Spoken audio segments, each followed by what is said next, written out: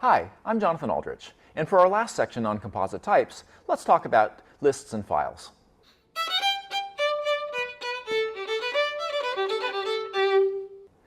Lists are a data structure that is defined recursively. A list is either the empty list, which is usually called nil, or it's a pair of an initial object and some shorter list, which is the rest of the list. Here, the initial object could be another list, or it could be what we call an atom, something like an integer or some other data structure. The function we use to create lists is usually called cons for constructing the list. In Lisp, we can call cons with the code that's shown. Here we're consing up the atom tick A with the rest of the list, which is consing up tick B with nil. And so we get the list of AB. The recursive structure of lists makes them well suited to functional languages, because in functional languages, we typically define computation with recursive functions. We'll talk about that more in section 11.6. Lists are typically built into functional languages and maybe libraries in other languages. In functional languages, there are two main kinds of lists: homogeneous lists and heterogeneous lists. In Lisp, lists are what we call heterogeneous. That means every element of the list can have a different type. We can have a list that has integers and strings and floating point numbers and sets and whatever we want. Now, the programmer is responsible in this case for using these types correctly, right? If everything is of a different type, the programmer probably has to know what it is before they use it. Now, the programmer might just have designed the list so that the first element is an integer and the second element is a floating point, and if they know that, they can just use it. But the language also provides type tests for this purpose. You can ask, oh, this thing I got from the list, is it an integer?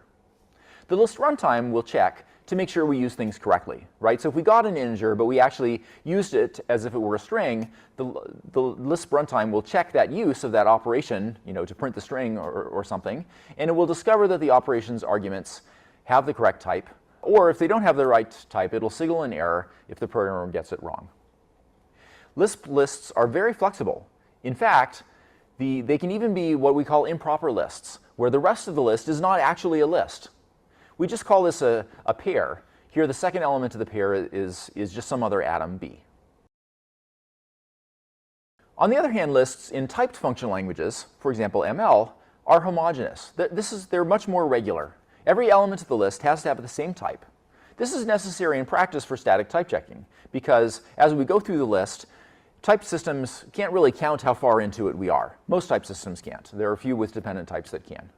But in practice, with simpler type systems that we see in most industrial languages, we can't check that sort of thing. And so we just assume that all elements of the list have the same type, and our type system verifies that.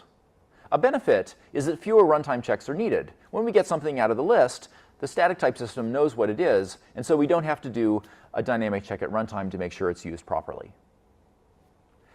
Let's look at some basic operations on a list, starting with the Lisp language, and also similar things like scheme and closure. Here at the beginning, we're consing up A onto an existing list.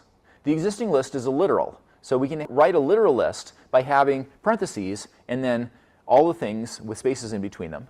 In this case, we just have one thing, the list B, and we put a tick around it to denote that this is a constant list that we're quoting rather than something to be evaluated, like a sub-expression. So here we're consing tick A onto the list that consists only of B, and we get the list AB. Lisp provides some functions to get at the first element of a list and the rest of the list. To get the first element, we use the function char for historical reasons. If we pass in the list tick AB, then we get the first element of the list A. If we do a char on nil, well, that's a more difficult thing, right? So what should that be? How do we get the first element of a nil list? Well, common Lisp says, if we have an empty list and we get the first element, that's just empty, that's nil. On the other hand, Scheme tries to be a little bit more picky or regular and says, okay, it's actually a runtime error to get the first element. So different languages handle this different ways. The other function we'll use is called cdr. If we take the cdr of the list ABC, we get the last part of that list, which is BC. If we take the cdr of a single element list, we get nil because there's nothing after that first element.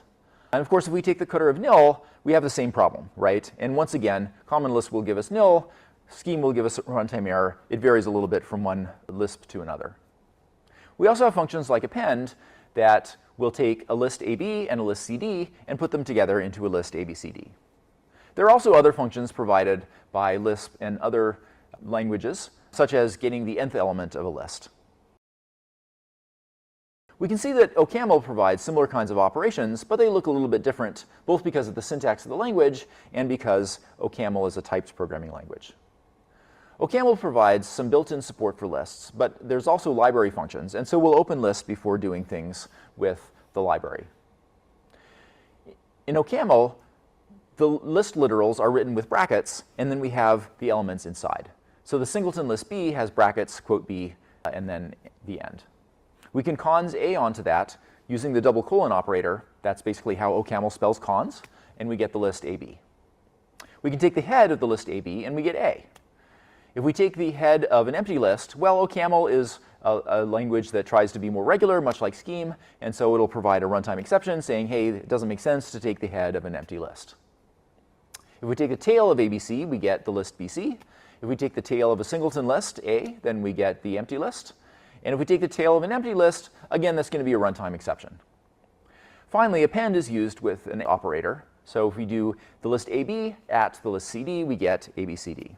And again, there's lots of other list accessing functions that are helpfully provided by OCaml standard library, which you got when you opened list here. Many functional languages provide a convenient syntax called list comprehensions as an elegant way to construct lists.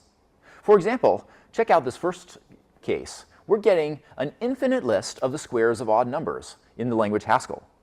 How does this work out? Well, we use brackets for the list comprehension. The first thing is the thing we're constructing, which is a square of some value I. Where do we get the i's? Well, the i's will come from the sequence 1 going on to infinity. And then we're going to select just the i's such that I mod 2 is equal to 1. Right? That'll be the odd i's. Now, you might ask, how do we get an infinite sequence of lists in a finite amount of time? Well, Haskell is a lazy language, so it's not going to create that infinite list, which would, of course, take an infinite amount of time in a memory to represent. What it'll do is it'll just create a thunk. And when you look at that value, the thunk is a little function that gets called, and it will evaluate to that value, and we'll get the first element of the list. So the list is constructed dynamically. As you look at each piece, you'll get the next element of that list. And so it's as if you had an infinite list, but Haskell only does the work to create the parts of the list that you actually need. And since we can't ever actually look at the whole entire list, an entire infinite list with a finite amount of time, we'll just see whatever we get to.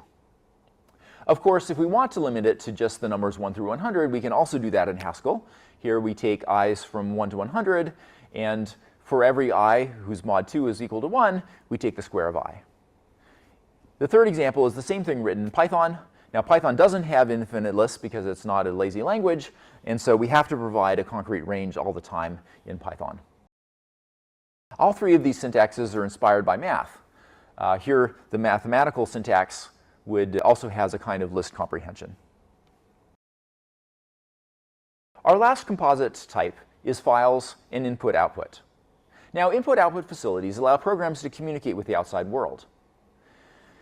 We call files a kind of composite type because they're basically made up of a bunch of bytes, right? Or you can look at them as a bunch of characters or whatever you like. There are two kinds of input-output. Interactive input-output is communication with humans or devices.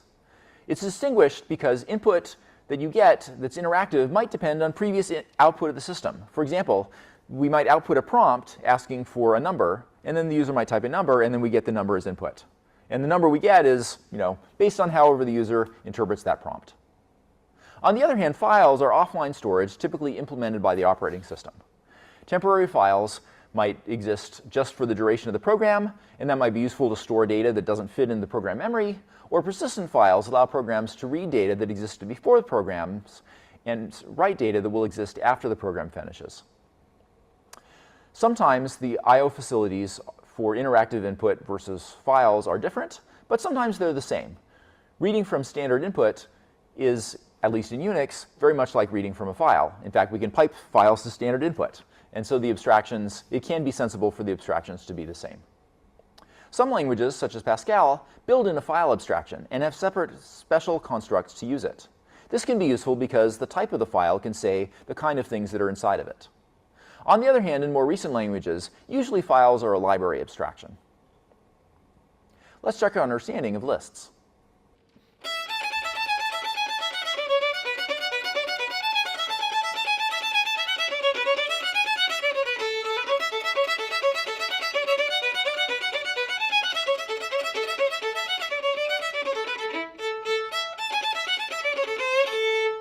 In the past several videos, we've looked at various aspects of composite types, which are types that are built out of other types.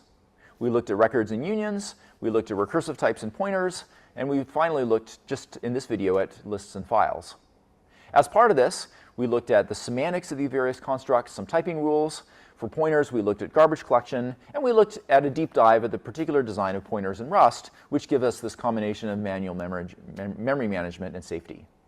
There's a lot more in the book, so for more in-depth content, like and subscribe to my channel, watch more videos, and pick up a copy of the book.